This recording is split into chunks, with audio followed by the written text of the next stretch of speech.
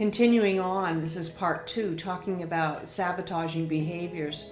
And I'm referring to a book by David Robson, The Expectation Effect. And he talks about ways that we self-sabotage ourselves and 4 steps to overcoming this.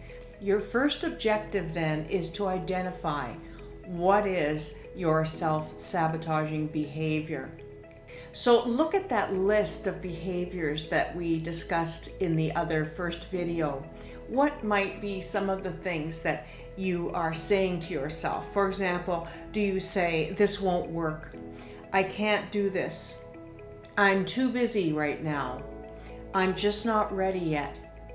I'm just not good enough." Once you've pinpointed this, think about what triggers you to move in this direction. Are there people? Are there situations? What is happening that usually gets you into this state of mind? It's about identifying your limiting beliefs. So here's a list of questions to consider.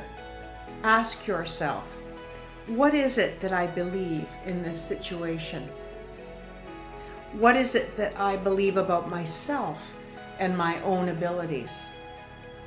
How did my belief about this trigger my self-sabotage? How is this belief ridiculous and impractical?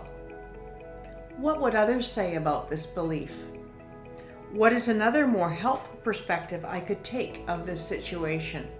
These questions are a good starting point, so use them to weaken your pattern of self-sabotage. Step 2, recreate your self-sabotage patterns. In step 1, you've identified what are these patterns. You need to think through what are the triggers and what are your behaviors. Once you have a good understanding of the patterns that surround this behavior, you can move on to the next step. Step 3, identify a healthy replacement pattern.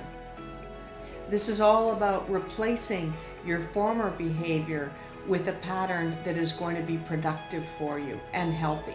We've talked about triggers before.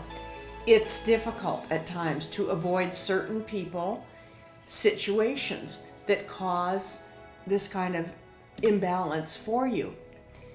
That's not really practical that it's going to go away. So we have to make a conscious effort to create a new behavior. Here's some questions then to ask yourself.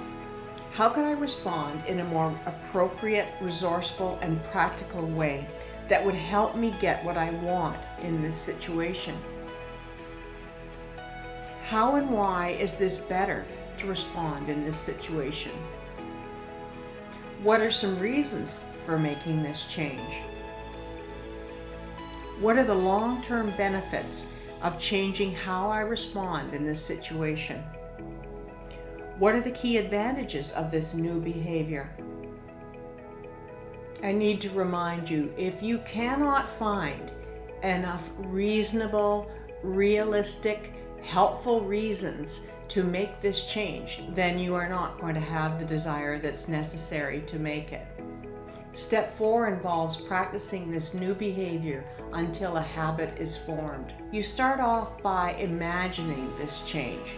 Play it through for yourself. How are you going to respond differently, even given the triggers of people and thoughts and situations that have bothered you before and limited you, and then you've gone back into your shell? As you imagine your new behavior, your new reactions, play this out over the next 4 weeks. And over time, at least 4 weeks, you're going to find the beginnings of a new habit forming. I hope you'll be well, you'll find your inner peace, and you'll remember to stay strong.